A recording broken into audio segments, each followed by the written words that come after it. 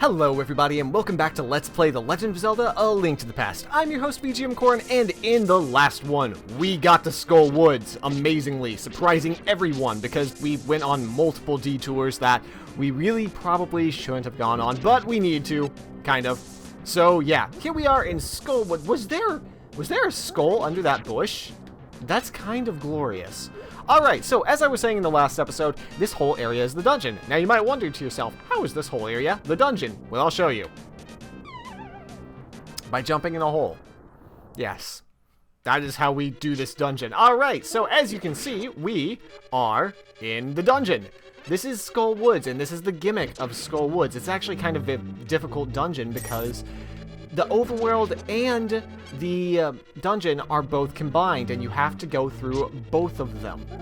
So I always really love outside dungeons because they're just really fun when they mix the dynamic of running around the overworld with running through a dungeon. And as you can see here, there's an enemy straight out of an 8-bit Mario game. Wow, I'm really good at falling down holes. Yes, that is a fire bar from the Mario series. I even think that's the same textures, but I'm probably wrong about that. They wouldn't do that, really, would they? But in any case, it looks exactly like them. Nintendo is very specific about how their fire looks. Alright, so let's go ahead and open that treasure chest. Why did the floor explode? I feel like I should have been told this was going to happen. I feel like I should have known, but oh well. Now, you might notice that I'm running around with a little bit more purpose than I usually do. That's because this is actually kind of the second time I'm attempting to do this. You see, okay. How to admit to this? I did so bad when I was attempting to get through here. So very bad that I actually decided to re-record the episode. I think I died probably about 6 times trying to get through the dungeon, and including deaths on the overworld, which sent me all the way back to the pyramid. So yeah, that's actually a thing. Oh god, no. That is a master hand, just so you know, and these are re-deads. But yeah, I died around 6 times and said, no. Now, interestingly, Zelda enemies in this game, obviously they're all just kind of, oh, look at those enemies, they're kind of cute and they're supposed to be intimidating, but they're cute. In a lot of Zelda games, and yes, I know there was a key door over there, we'll get to that in a minute, or in the 3D Zelda games, they go for a much more horrifying vibe. So if you see right here you see a, like, fake-ish hand coming from the ceiling, in other Zelda games, you'll see a giant bleeding hand crash from the ceiling to the ground trying to grab you. These re-deads are just kind of adorable zombies in Link to the Past, but in Ocarina of Time, they scream, paralyze you, jump on your face, and hump you while eating you. It led to a lot of disturbed memories as a child. So yes, Zelda enemies get a little bit more... They get a little bit terrifying. They get a little horror-y. Actually, I am a terrible wimp, and when I was a kid, one of the games that terrified me the most was Ocarina of Time, and specifically the Shadow Temple thing, that whole storyline starting with the well. I hated the well. It was awful, but we'll talk about that never, probably. Yeah. Anyways, we want all the treasure chests for another key, and yeah, now we have 2 keys. Everything's correct with the world. So let's go ahead and key our way over here. And as you can see, that treasure chest should be impossible to get. It's not. You can just walk over those. It's kind of cheating, but that is how you get the map, or at least how I've always got on the map. Technically, you're supposed to do that, but you know, it's more fun my way. And here we end up seeing the big treasure chest, containing what I promised was my favorite item in the game, and a key door. And it takes us back to where we got the other key. There's actually no reason to open that door unless... There's really no reason at all. So you can actually beat this dungeon with an extra key. Kind of cool. Now, we're going to ignore this for now. We're actually going to do this... I'm going to do this in a more efficient manner than I usually do my dungeons, because I know a little bit more of what I'm doing. And look at me. I'm making myself look good. I would have already been dead twice. And if I had just gone with my other recording, no joke. No joke. Depression. Okay. So what we want to do here is actually show off a new mechanic. Or, well, not necessarily a new mechanic, but a mechanic we haven't actually had to do before. As you can see, there's a switch. It only activates... No. I didn't want to get grabbed by that. I'm sad. On the bright side, when you get grabbed by the hand, it returns you to the start of the dungeon, or where you came into the dungeon. Since this temple takes place mostly outside, that never actually hurts you at all. In later Zelda games where the hand shows up, it can just completely destroy you because it'll throw you back to the beginning of a 30-minute dungeon. Good God, did that do 3 hearts of damage to me? Ow. Ow. You're a meme zombie. Anyways, that switch unswitches the moment that, you press it. So we need to push a statue on it. Except, oh wait, the statue would be in the way of us walking over there. Well, thankfully, the game never sees fit to tell you that, aside from pulling switches, you can also pull statues. I don't think I've actually shown this off until now. But yes, that is what you do, and that is what you have to do. And this is an easy place to get stuck as a kid, because you just don't know what the hell you're doing. Like most kids. Alright, okay. The only dangerous thing about this is you actually have to really avoid that hand. Otherwise, it will pick you up and make you redo this puzzle and just kind of be a jerk about it. Get out of the doorway, zombie. Redead. Thing. Stalfos. Hands. Ow. God, yeah, those things hurt a lot. That's actually terrifying how much damage they do. Zelda games? Well, you know what? We'll get there when we get there. I won't talk about that yet. Big key! Yeah! Everyone loves a big key. Oh god, no, it's a star thing. I actually should show off what that does. Well, instead I ruined it. So we'll talk about that next time we see a star thing, if we see another star thing. Yay! Alright, so we can bomb that wall and come into the most useless room ever. It's a magic pot room. That's all that's in here. That's it. It's useless. But thankfully we have the big key, which means we need to go find that big chest again, or how specifically to get into that big chest. Now, if you were watching carefully, you probably already saw exactly where we're going. If you weren't watching carefully, then I will leave you there with my epic commentary. Oh. In Zelda games, whenever you see 9 bushes together in a 3x3 formation, there will be a hole in the center, and you will jump in it for treasure. That's just the way of life in Zelda. Oh god. Alright.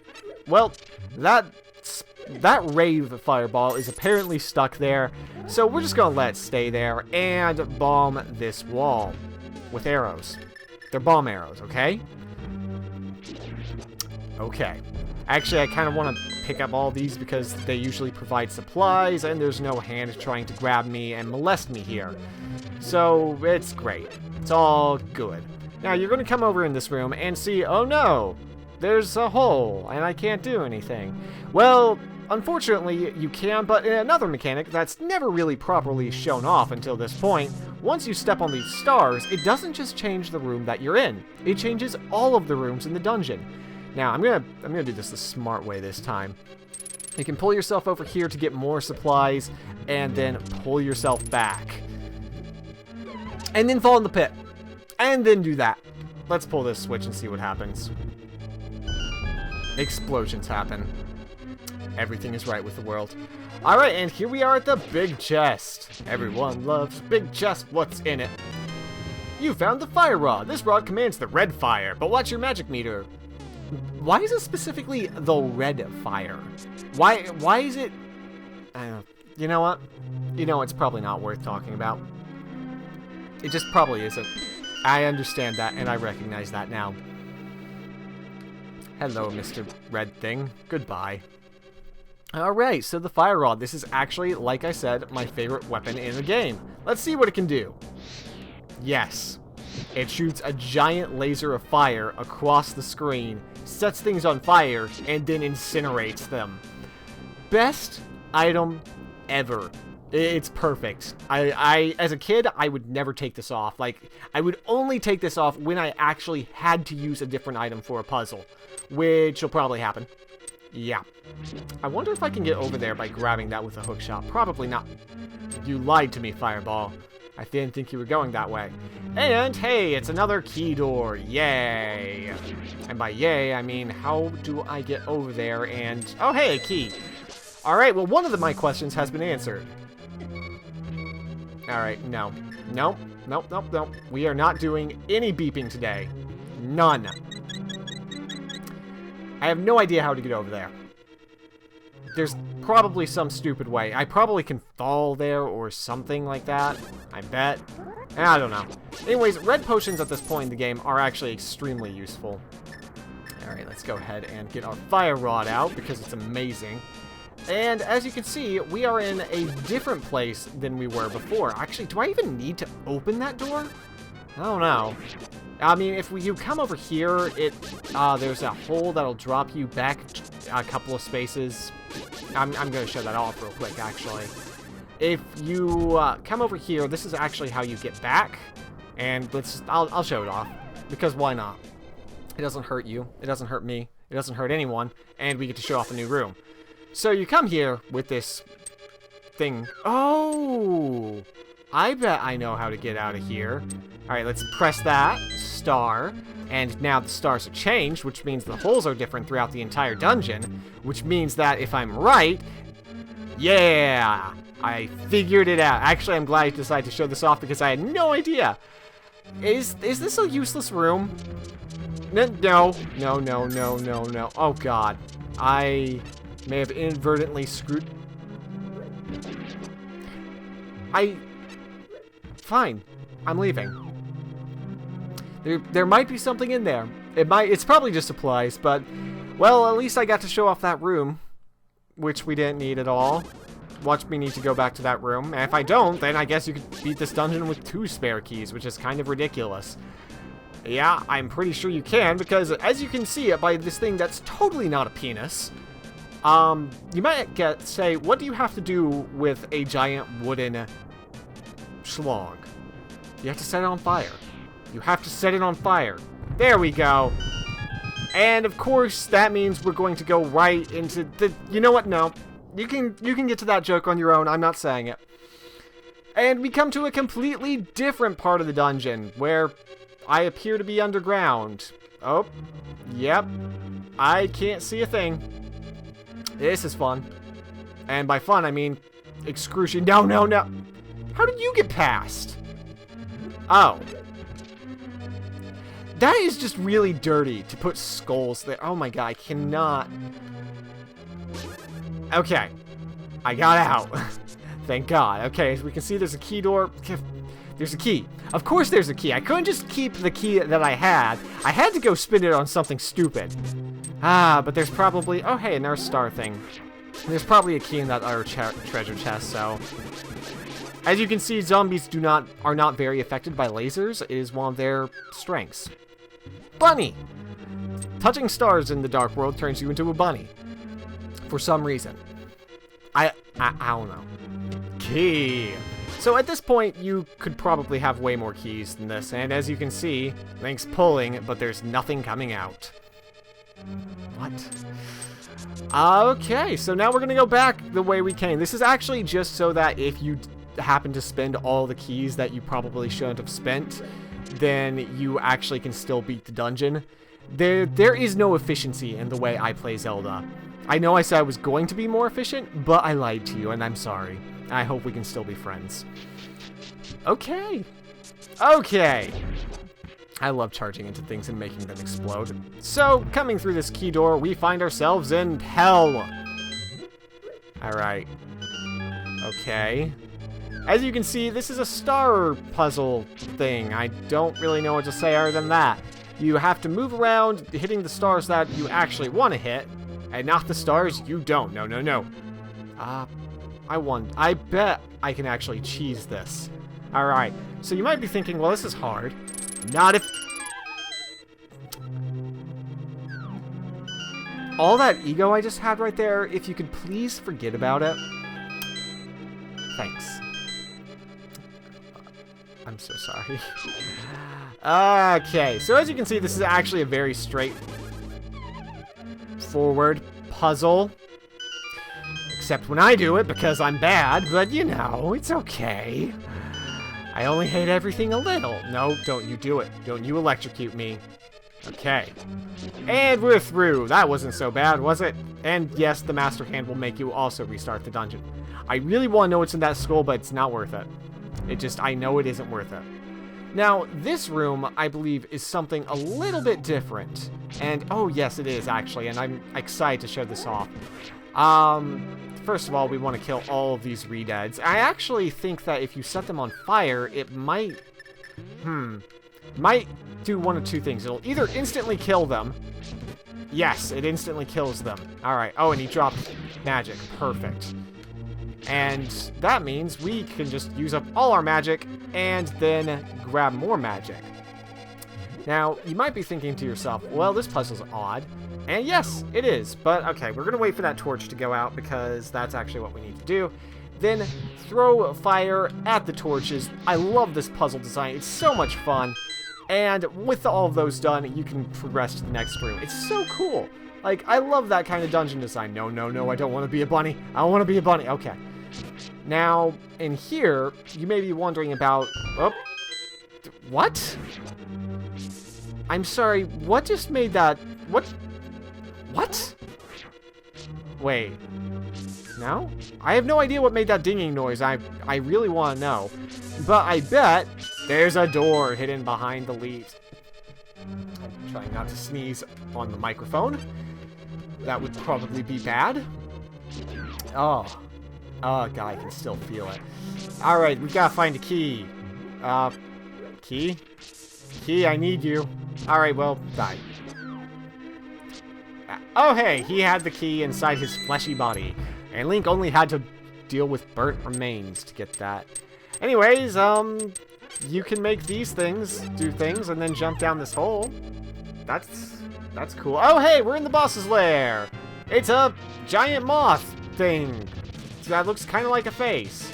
And it shoots lasers. And you can hit with your sword, except it's kind of hard to tell what is actually going to hit it because of its weird shadows. And yes, there are things flying around everywhere. Now, obviously, the fire rod is the weapon of choice for this fight. Oh my god, this fight is insane, actually. I hate everything. Okay. I have no magic and 2 hearts, but this is why I bought Cure-All Medicine. Cure-All Medicine restores your magic, restores your HP, and is way better than a fairy that you put in a bottle and just left there to die. Alright, so that's its only attack, by the way, is to shoot out those things. And your fire rod is definitely the weapon of choice. Just fling it until it's out, and then you're probably going to have to use the Master Sword because the fire rod doesn't do the job by itself. Which is nice, actually. A lot of Zelda games, a lot of later Zelda games, if you use the boss item on the boss, it just basically instantly destroys them. Apparently, I can't fight this boss without the fire rod.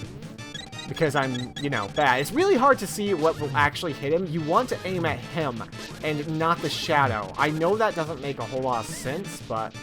Alright, I'm on a bottle. I can't throw fire with a bottle. Who thought of this?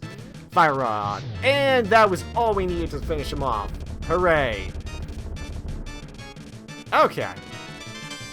With an extra heart, we finally get to the second part of the life bar. And let's just leave that there. Actually, fun fact, there is no real good way out of here. You can't just leave that. As much as I would like to. But Link, he has successfully gathered another woman inside a crystal. And he's going to put her in his pocket, because that seems about right. Anyhow, let's go to falsetto mode. Because of you, I can escape from the clutches of the evil monsters. Thank you. Oh, that's high. Do you know the prophecy of the great cataclysm? This is the way I heard it. If a person who has an evil heart gets to the Triforce, a hero is destined to appear. And he alone must face the... Oh god, I can't do that anymore. Face the person who began the great cataclysm. If the evil one destroys the hero, nothing can save the world from his wicked reign. Only a person of the Knights of Hyrule, who protected the royalty of Hylia, can become the hero. You are of their bloodline, aren't you? Then you must rescue Zelda without fail. Do you understand? Yes, I understand that, you know, you just told me everything I already know. May the way of the hero lead to the Triforce. Oh, we're gonna get the hot Triforce. But yeah, if the evil person gets the Triforce, then a hero appears to kill the evil, because in video games, heroes always appear. Yay! So now that I've destroyed those skulls, in the next one, we will be moving on to... Where the hell are we going? Oh god. Oh god, okay, thank god. The next dungeon is in the Dark World's Kakariko Village, and is not the one that I just had a minor heart attack about because I'm so terrified of it that I'm going to die a little inside. But if you want to know why I'm so terrified of it, and why the one in Kakariko Village isn't much of a big deal, then you'll have to join me in the next one. I hope to see you then. I'm gonna set the thing on fire and then we're gonna leave, okay? Yeah!